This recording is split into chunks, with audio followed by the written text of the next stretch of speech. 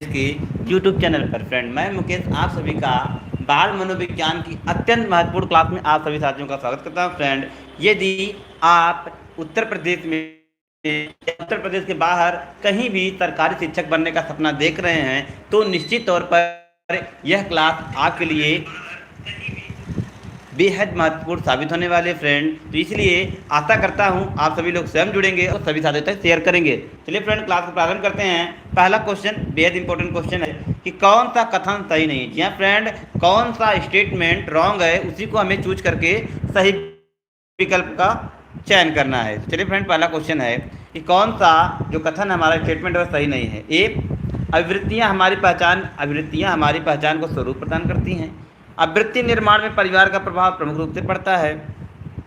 सीखना आवृत्तियों के अर्जन में सहायक है। आवृत्तियाँ समझाने एवं बातचीत द्वारा परिवर्तित हो नहीं सकती। बताया फ्रेंड इस क्वेश्चन का सही जवाब क्या है। जल्दी से आंसर कमेंट करके बताएं फ्रेंड इस क्वेश्चन के लिए सही जवाब क्या है। फटाफट सभी साथी इस क्वेश्चन के लिए अपने आंसर कमेंट करके बताएं कि कौन सा कथन सही नहीं है। जल्दी से आंसर कमेंट करके बताइए। फटाफट सभी साथी आंसर करके बताएं इस क्वेश्चन का सही जवाब क्या है।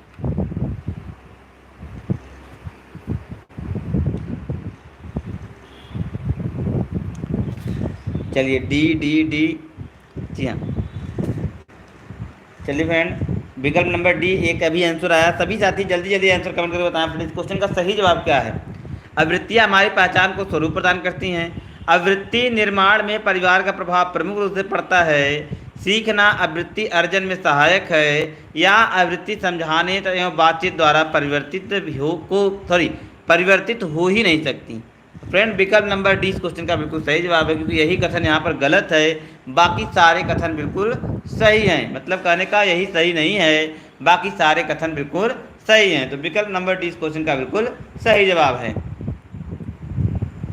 आगे, किस प्रकार के अधिगम। जी हाँ फ्रेंड, किस प्रकार के अधिगम में एक नया व्यवहार सीखा जाता है मगर प्रदर्शन नहीं किया जाता है जब तक कि कोई पुनर्बलन प्रदान नहीं किया जाए। जी हाँ फ्रेंड, कह रहा है किस प्रकार के अधिगम में एक नया व्यवहार तो सीखा जाता है लेकिन प्रदर्शन तब तक नहीं किया जाए जब तक कोई प्रबलन न दिखाई दे न प्रदान किया जाए। क्या यह अव्यक्त अधिगम होता है, क्या यह अंतर्दृष्ट अधिगम होता है, क्या यह सामाजिक अधिगम होता है, क्या यह शाब्दिक अधिगम होता है।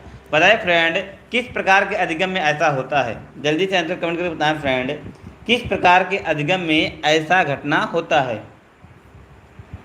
चलिए क्वेश्चन नंबर सेकंड के लिए अपने आंसर कमेंट करिए फ्रेंड क्या है इसका सही जवाब। कह रहे हैं कि आप अधिगम तो हो रहा है, आप चीज़ों को सीख रहे हैं मगर प्रदर्शन नहीं कर पा रहे हैं। ठीक है, मगर वह प्रदर्शन नहीं किया जा रहा है जब तक कोई पुनर्बलन या प्रबलन न कार्य करे। बिल्कुल विकल्प नंबर ए बी सी लगभग सारे कमेंट आ चुके हैं इस क्वेश्चन के लिए। जी हाँ, ए भी आया है, बी भी आया है, सी भी आ चुका है और डी भी किसी ने कमेंट कर दिया है। तो चलिए सभी लोगों के कमेंट आ चुके हैं। सभी लोग पहले एक बार पूरा वीडियो को शेयर कर दीजिए। जितने भी साथी हमारे लाइव हैं सभी साथी फटाफट वीडियो को शेयर कर दीजिए एक बार फटाफट, तुरंत जल्दीबाजी में। जी हाँ, यह क्लास आपके लिए बेहद इंपॉर्टेंट है।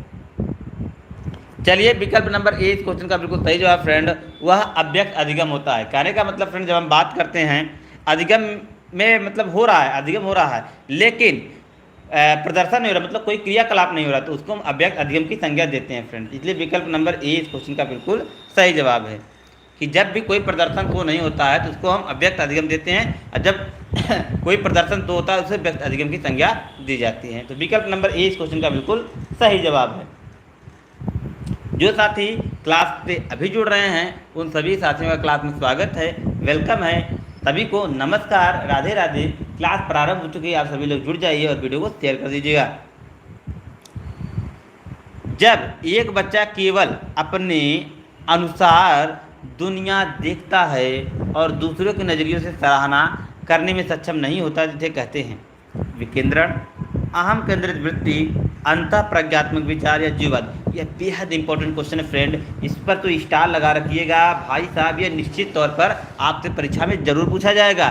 कह रहे हैं एक बच्चा जब केवल अपने अनुसार दुनिया देखता है और दूसरे के नज़रियों की सराहना करने में सक्षम नहीं होता है तो इसे क्या कहते हैं।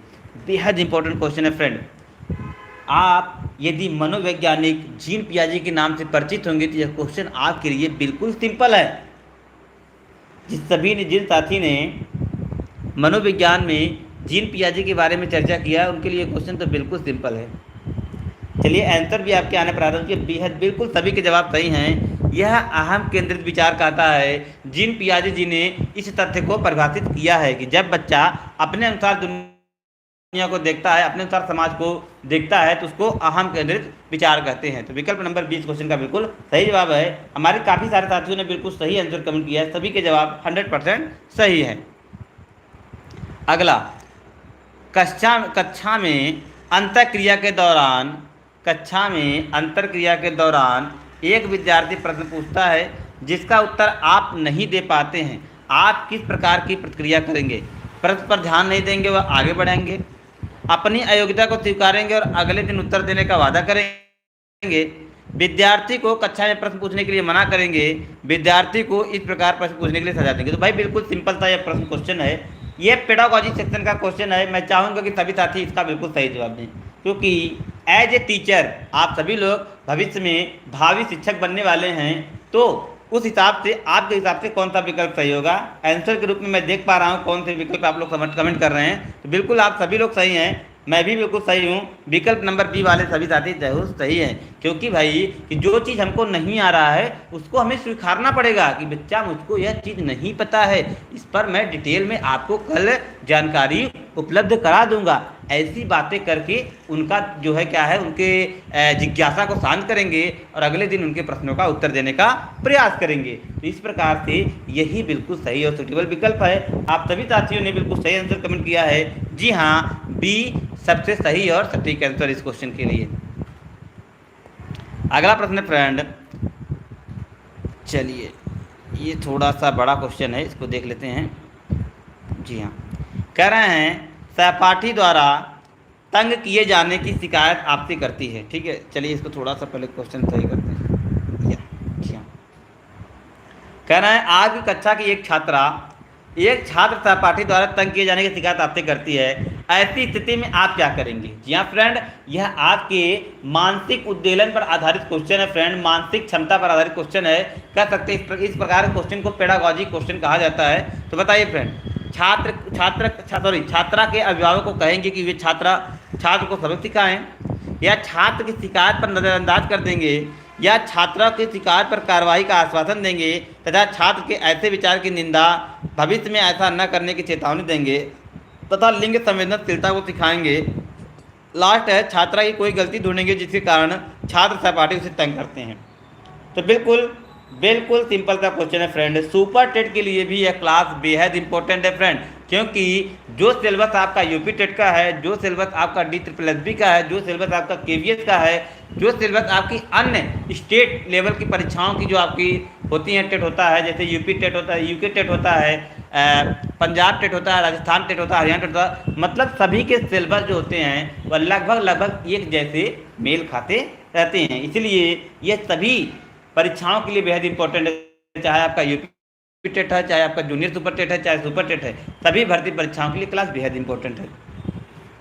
बिल्कुल विकल्प नंबर 30 क्वेश्चन का बिल्कुल सही जवाब फ्रेंड। यही ऑप्शन को हम चूज करेंगे, उसकी कार्रवाई पर आश्वासन देंगे, मतलब कि हम छात्रों को समझाएंगे कि उचित कार्रवाई की जाएगी। साथ ही साथ जो बच्चा ऐसा व्यवहार कर रहा है, जो बच्चा शरारत कर रहा है, उसकी निंदा करेंगे, उसे डांटेंगे, फटकारेंगे। साथ ही साथ भविष्य में ऐसा न करे इसके लिए कुछ जरूरी उपाय भी करेंगे। तो विकल्प नंबर सी के साथ चलेंगे। जवाब हमारा और आप दोनों लोगों का बिल्कुल सही है, सी वाले सभी साथी बिल्कुल सही हैं।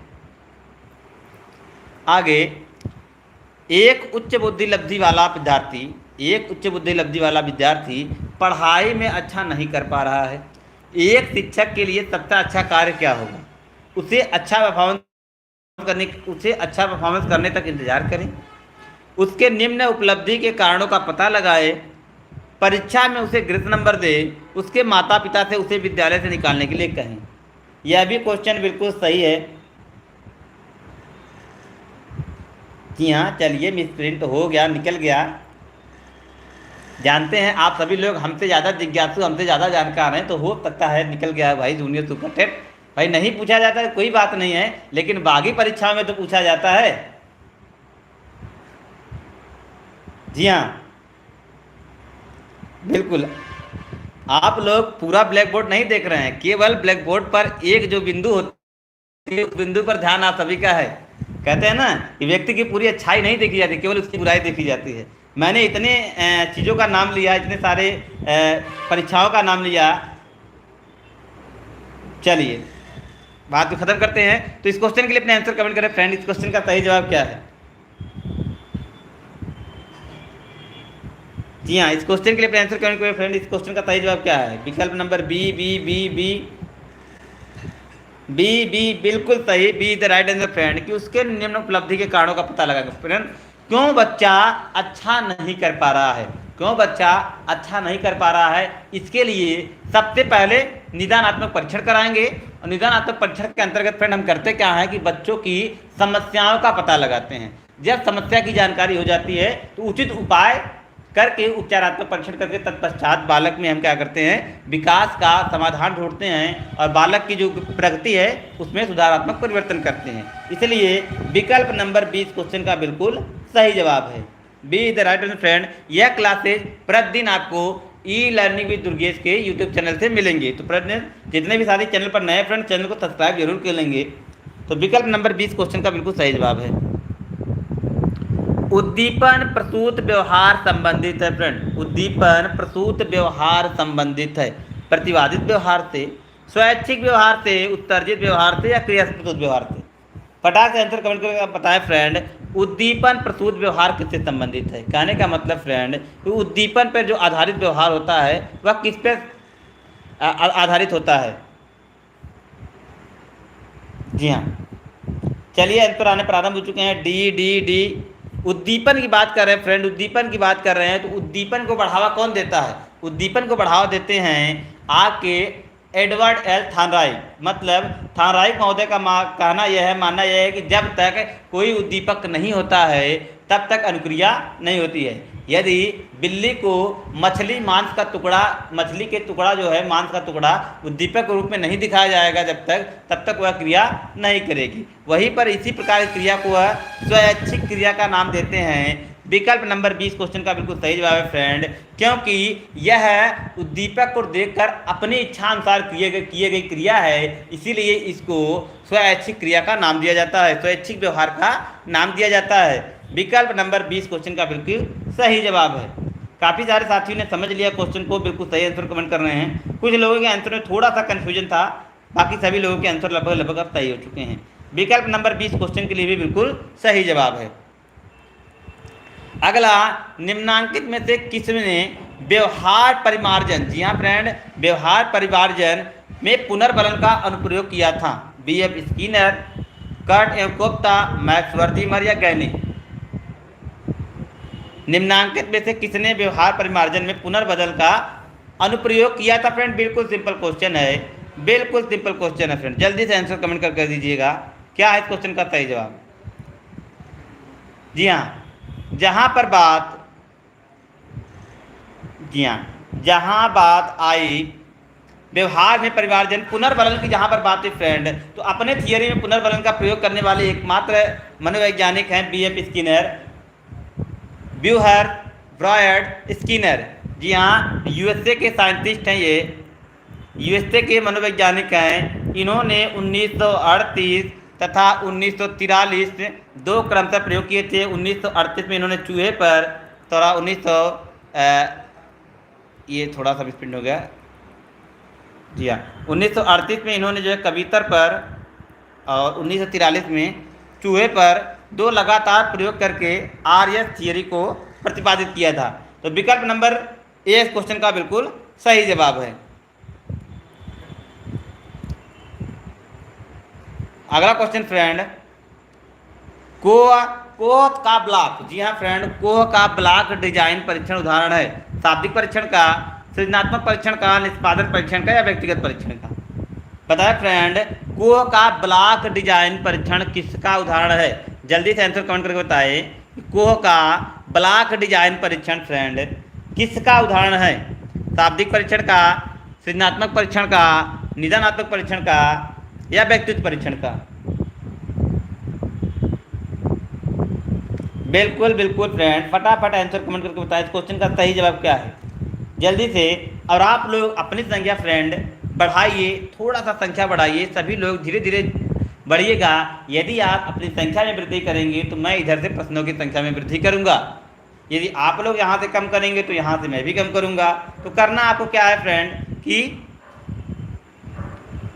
जी हाँ, करना आपको है कि अपनी वीडियो को शेयर करना है। जहाँ तक आप शेयर कर सकते हैं, जितने भी ग्रुप में आप जुड़े हैं वहाँ तक ज़्यादा ज़्यादा शेयर करिएगा, बस यहाँ भी प्रश्नों की संख्या बढ़ जाएगी। तो विकल्प नंबर 30 क्वेश्चन का बिल्कुल सही जवाब है। निष्पादन परीक्षण का नाम दिया जाता है कोह के ब्लॉक डिजाइन परीक्षण को। तो विकल्प नंबर 30 क्वेश्चन का बिल्कुल सही जवाब है।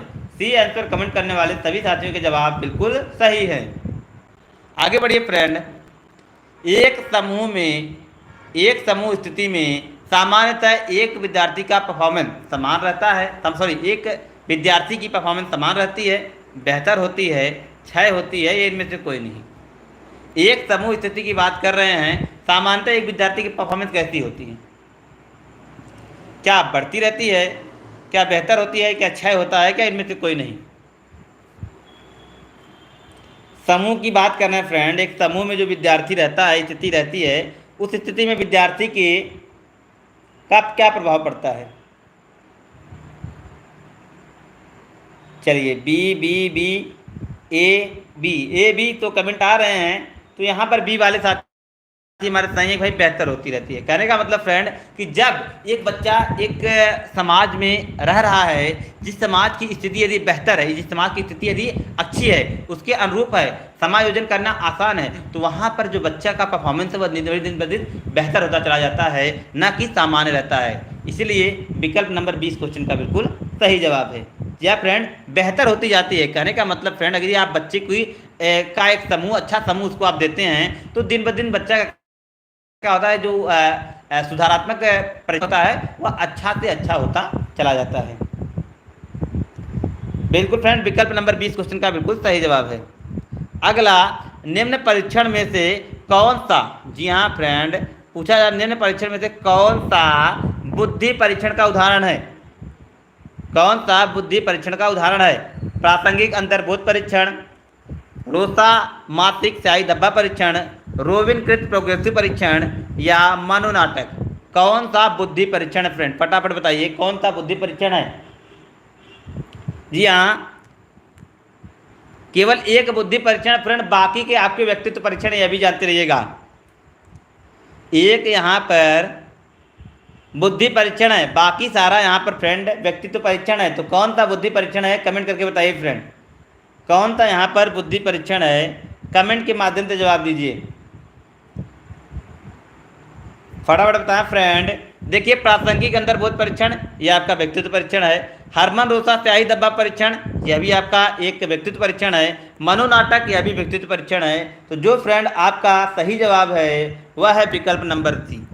विकल्प नंबर सी, रेविनकृत प्रोग्रेसिव मैट्रिसेस, यह आपका एक प्रकार का इंटेलिजेंस आपका मेथड है। इंटेलिजेंस आपका मेथड है, मतलब परीक्षण है। तो विकल्प नंबर 30 क्वेश्चन का बिल्कुल सही जवाब है। अगला क्वेश्चन है फ्रेंड, निम्नलिखित में से कौन सा शैक्षिक क्षेत्र रचनात्मक आकलन के लिए प्रयुक्त उपकरण नहीं है? मौखिक प्रश्न, बहुविकल्पी प्रश्न, प्रोजेक्ट या दस्तकार? बात करें फ्रेंड, रचनात्मक आकलन के लिए कौन सा उपकरण प्रयुक्त नहीं है, मतलब उपयुक्त नहीं है, जिसका प्रयोग हम रचनात्मक आकलन के अंतर्गत कर सकते हैं? तो फटाफट आंसर कमेंट करके बताएं फ्रेंड, क्या बहुविकल्पी प्रश्न है, क्या मौखिक प्रश्न है, क्या प्रोजेक्ट है या दत्त कार्य है? जी हाँ, रचनात्मक की बात कर रहे हैं तो रचनात्मकता कहने का मतलब क्रिएटिविटी की बात कर रहे हैं, जहाँ से नवीनता उत्पन्न हो, जहाँ से नवाचार की स्थिति उत्पन्न हो। तो मौखिक प्रश्न कर सकते हैं आप, बिल्कुल सही है, कोई दिक्कत नहीं है।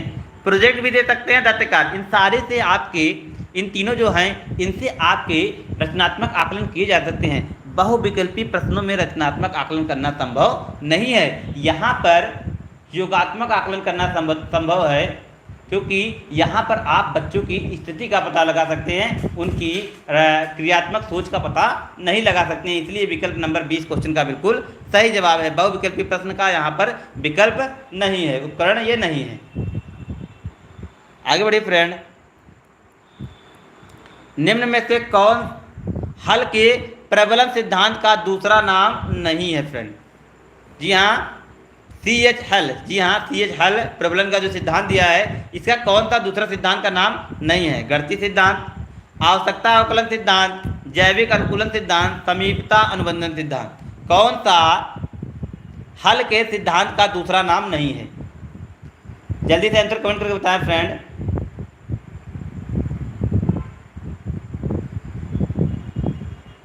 जल्दी से आंसर कमेंट करके बताएं कि हल के पुनर्बलन सिद्धांत का दूसरा नाम नहीं है। गणितीय सिद्धांत, आवश्यकता अवकलन सिद्धांत, जैविक अनुकूलन सिद्धांत या समीपता अनुबंधन सिद्धांत। फटाफट आंसर कमेंट करता है, इस क्वेश्चन का सही जवाब क्या है? जल्दी से बताइए इस क्वेश्चन का सही जवाब क्या है? अरे भाई यहाँ सीधा सीधा क्वेश्चन दिख रहा है, बिल्कुल सरल क्वेश्चन है फ्रेंड। समीपता अनुबंधन का सिद्धांत को गुथरी ने दिया है, इसको गुथरी ने दिया है। बाकी गणितीय सिद्धांत, आवश्यकता अवकलन सिद्धांत, जैविक अनुकूलन सिद्धांत यह सारे हल के सिद्धांत के ही नाम हैं, जिसको पुनर्बलन या प्रबलन का सिद्धांत कहा जाता है। इसको पुनर्बलन या प्रबलन का सिद्धांत कहा जाता है। समीपता अनुबंधन के सिद्धांत को गुथरी ने दिया है, यही इसका बिल्कुल सही विकल्प हो जाएगा। यहाँ यही इस क्वेश्चन का बिल्कुल सही विकल्प हो जाएगा। D is the right answer. समीपता अनुबंधन सिद्धांत बिल्कुल अलग है। आगे बढ़िए फ्रेंड, विनय के अनुसार जिस उच्चतम आयु स्तर पर सभी प्रश्नों को बालक सही हल करता है वह कहलाता है? टर्मिनल वर्ष, आधार वर्ष, क्रेडिट वर्ष या वास्तविक आयु? यह फ्रेंड बिल्कुल सिंपल क्वेश्चन है। जल्दी से आप लोग आंसर कमेंट करके बता दिए कि विनय के अनुसार, जी हाँ अल्फ्रेड विनय जिन्होंने सर्वप्रथम 1905 में पहली बार बुद्धि का परीक्षण किया था, उनके अनुसार उच्चतम आयु स्तर पर सभी प्रश्नों को बालक यदि सही हल कर लाता तो वह अवस्था क्या कहलाती है? टर्मिनल वर्ष कहलाती है, आधार वर्ष कहलाती है, क्रेडिट वर्ष या वास्तविक आयु? बताए फ्रेंड क्या कहलाती है? जल्दी से आंसर कमेंट करके बताएं फ्रेंड, वह अवस्था को क्या नाम दिया है उन्होंने? चलिए क्वेश्चन नंबर 14 के लिए अपने आंसर कमेंट करें फ्रेंड। इस क्वेश्चन का सही जवाब क्या है? जल्दी से बताएं क्या है इस क्वेश्चन का सही जवाब? क्या टर्मिनल वर्ष है, क्या आधार वर्ष, क्या क्रेडिट, क्या वास्तविक? चलिए विकल्प number D D D D अभी तक मैं देख पा रहा हूँ एक साथी का जवाब है विकल्प नंबर बी, बाकी सभी साथियों ने विकल्प नंबर डी को कमेंट किया है। तो बताएं जल्दी से। क्वेश्चन नंबर 14 के लिए अपने आंसर कमेंट करें फ्रेंड। एक पोल हम लोगों ने जारी भी कर दिया है, यहाँ पर आपके परसेंटेज शो किए जाएंगे कि कितने लोगों ने कौन से विकल्प को कमेंट किया है। तो जल्दी से सभी लोग आंसर कमेंट करिए, बताइए क्या है इस क्वेश्चन का सही जवाब। जल्दी जल्दी कमेंट सेक्शन में जवाब दीजिए, क्या है इस क्वेश्चन का सही जवाब? क्या टर्मिनल वर्ष है, क्या आधार वर्ष, क्या क्रेडिट वर्ष या वास्तविक आयु? बिल्कुल फ्रेंड विकल्प नंबर 20 क्वेश्चन का बिल्कुल सही जवाब है। आधार वर्ष की संज्ञा देते हैं अल्फ्रेड विनय। मतलब कहने का होता है फ्रेंड यह बच्चे का आधार वर्ष कहा जाता है इसको, क्योंकि इस स्तर में बच्चा क्या करता है लगभग उसका जो मानसिक स्तर रहता है वह पूरी तरीके से विकसित हो जाता है, इसलिए इसको आधार वर्ष का नाम देते हैं। अगला थर्स्टन की प्राथमिक मानसिक योग्यता के वर्गीकरण में निम्नलिखित में से कौन सा शामिल नहीं है? स्मरण योग्यता, संगीत की योग्यता, वाक्पटुता या तार्किक क्षमता? बताइए फ्रेंड थर्स्टन की प्राथमिक मानसिक योग्यता के वर्गीकरण के अंतर्गत कौन शामिल नहीं है? जल्दी से आंसर कमेंट करके बताएं फ्रेंड इस क्वेश्चन का सही जवाब क्या है? क्वेश्चन नंबर 15 के लिए अपने आंसर कमेंट करें फ्रेंड कि थर्स्टन की प्राथमिक मानसिक योग्यता के वर्गीकरण में कौन सम्मिलित नहीं है? देखिए स्मरण योग्यता है या सम्मिलित है, वाक्पटुता है यह भी सम्मिलित है, तार्किक क्षमता है यह भी सम्मिलित है। जो नहीं है फ्रेंड वह है संगीत की योग्यता। संगीत की योग्यता फ्रेंड होवर्ड गार्डनर, जी हाँ होवर्ड गार्डनर के बहुविधि सिद्धांत में सम्मिलित है। यह प्राथमिक है मानसिक थर्स्टन के जो है प्राथमिक मानसिक योग्यता में सम्मिलित नहीं है, इसलिए विकल्प नंबर 20 क्वेश्चन का बिल्कुल सही जवाब हो जाएगा। B is the right answer, संगीत की योग्यता को सम्मिलित नहीं किया जाता है। जी हाँ फ्रेंड, काफ़ी सारे साथियों ने इसका बिल्कुल सही कमेंट किया आंसर। बी कमेंट करने वाले जो साथी हैं उनका जो परसेंटेज है फ्रेंड 75% है। लगभग 75% साथियों ने बी को कमेंट किया है 12% लोगों ने सी को और 12% लोगों ने डी को। तो बहुत अच्छा, आप सभी लोगों के परसेंटेज बहुत बढ़िया है बी को कमेंट करने वाले साथियों का। बस इसी तरीके से लगे रहिए फ्रेंड, निश्चित ही आप आगामी भर्ती में सफल होंगे। अगला फ्रेंड, मैक्लेलैंड। जी हाँ, मैक्लेलैंड योगदान निम्नांकित में से किस क्षेत्र में सबसे प्रमुख है? उपलब्धि, प्रेरणा, संबंध की आवश्यकता, आक्रामकता, प्रेरणा, शक्ति, प्रेरणा। तो बताएं फ्रेंड, मैक्लेलैंड की योगदान निम्नांकित में से किस क्षेत्र में सबसे प्रमुख है? उपलब्धि, प्रेरणा, संबंध की आवश्यकता, आक्रामकता, प्रेरणा, शक्ति, प्रेरणा। जल्दी से बताइए। बात कर रहे हैं मैक्लेलैंड की, तो मैक्लेलैंड का योगदान फ्रेंड जो सबसे प्रमुख रहा है वह उपलब्धि और प्रेरणा में रहा है। विकल्प नंबर ए इस क्वेश्चन का बिल्कुल सही जवाब है। A is the right answer friend कि उपलब्धि और प्रेरणा के अंतर्गत मैक्लेलैंड का योगदान सर्वाधिक रूप से रहा है। तो विकल्प नंबर ए इस क्वेश्चन का बिल्कुल सही जवाब है। ए कमेंट करने वाले सभी साथियों के जवाब लगभग सही हैं। तो विकल्प नंबर ए इस क्वेश्चन का बिल्कुल सही जवाब है। अगला क्वेश्चन फ्रेंड, सृजनात्मक चिंतन की अवस्थाओं का सही क्रम क्या है? स्टार लगा के रखिएगा फ्रेंड, बेहद इंपॉर्टेंट क्वेश्चन है। काफ़ी बार परीक्षा में सीधे तौर से पूछ लिया गया है। फटाफट बताया फ्रेंड, इस क्वेश्चन का सही जवाब क्या है? सृजनात्मक चिंतन की अवस्थाओं का सही क्रम क्या है? तैयारी, प्रदीप्त, सत्यापन, उद्भवन, उद्भवन, सत्यापन, प्रदीप्त, तैयारी, प्रदीप्त, तैयारी, सत्यापन, उद्भवन, या तैयारी, उद्भवन, प्रदीप्त या सत्यापन। बताए फ्रेंड कौन सा इस क्वेश्चन का बिल्कुल सही जवाब है? इस क्वेश्चन के लिए अपने आंसर जल्दी जल्दी कमेंट करिए फ्रेंड। इस क्वेश्चन का सही जवाब क्या है? फटाफट आंसर कमेंट करके बताएं फ्रेंड, इस क्वेश्चन का सही जवाब क्या है? जल्दी जल्दी सभी लोग कमेंट करके बताएं, इस क्वेश्चन के लिए सही विकल्प क्या है? फ्रेंड जो ये क्रम है इसका याद रखिएगा, सबसे पहले तैयारी, उसके बाद उद्भवन, उसके बाद प्रदीप्त, उसके बाद सत्यापन। तो विकल्प नंबर डी इस क्वेश्चन का बिल्कुल सही जवाब है। यही क्रम है सृजनात्मक चिंतन की अवस्थाओं के क्रम का। तो विकल्प नंबर डी इस क्वेश्चन का बिल्कुल सही जवाब है। तो ऑप्शन नंबर डी वाले सभी साथी के जवाब बिल्कुल सही है। अगला क्वेश्चन है, मानसिक आयु का संप्रत्यय किसने दिया? मानसिक आयु का संप्रत्यय किसने दिया? टर्मन, बिने, स्टर्न, स्पीयरमैन। यह क्वेश्चन अभी तक के सेट का सबसे सिंपल क्वेश्चन है फ्रेंड। जल्दी से कमेंट सेक्शन में जवाब दीजिए कि मानसिक आयु का संप्रत्यय किसने दिया। फटाफट आंसर कमेंट करके बताएं फ्रेंड कि मानसिक आयु का संप्रत्यय किसने दिया।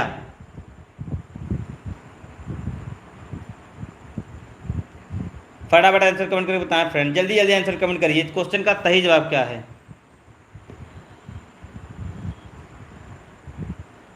सभी साथी कमेंट सेक्शन में जल्दी जल्दी जवाब दें, क्या है मानसिक आयु का संप्रत्यय? आप सभी को पता है, बहुत बढ़िया, बिल्कुल विकल्प नंबर बी द राइट आंसर। बिने महोदय ने सर्वप्रथम मानसिक आयु का संप्रत्यय दिया था, जबकि टर्मन ने सन 1916 में बुद्धि का संशोधित फार्मूला प्रस्तुत किया था, जो है MA/CA/100, मतलब मेंटल एज अपान क्रॉनिकल एज इंटू 100। यह बुद्धि का संशोधित फार्मूला सन 1916 में टर्मन ने प्रस्तुत किया था। तो विकल्प नंबर ए बी इस क्वेश्चन का बिल्कुल सही जवाब है। जबकि बुद्धि का पहला फार्मूला 1912 में स्टर्न तथा कोहलमार्ग ने MA/CA ही दिया था। स्टर्न तथा कोहलमार्ग ने 1912 में इस फार्मूले को दिया था, संशोधित दिया था टर्मन ने। तो यहाँ से 3 से 4 क्वेश्चन आपके तैयार है फ्रेंड, सारे परीक्षा में पूछे जाते हैं।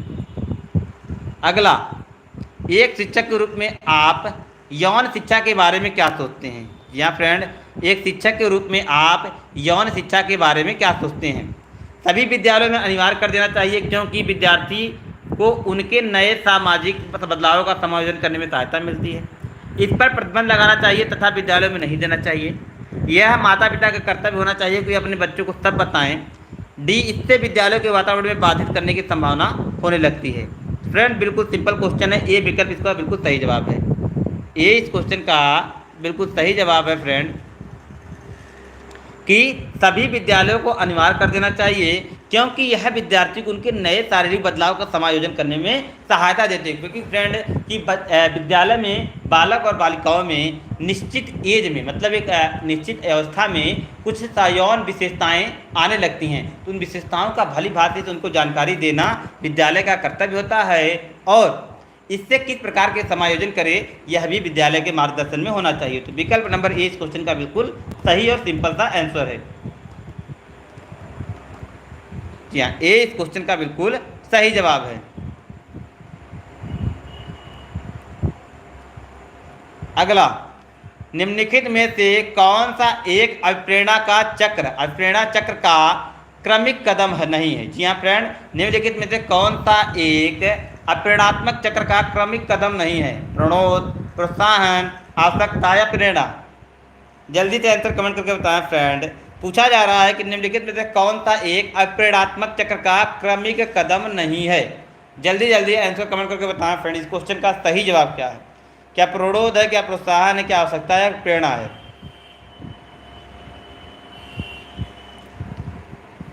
नहीं है, प्रणोद है, प्रोत्साहन है, आवश्यकता है। तो जो नहीं है फ्रेंड आप समझ चुके हैं कौन सा नहीं है, तो विकल्प नंबर डी नहीं है, प्रेरणा नहीं है। तो ऑप्शन नंबर डी इस क्वेश्चन का बिल्कुल सही जवाब है फ्रेंड। तो ये था फ्रेंड आज का आपका कंप्लीट क्लास। आई होप आप लोगों ने क्लास को एंजॉय किया है। मिलते हैं आपसे नेक्स्ट लेक्चर में, तब तक के लिए best of luck, thank you, good bye.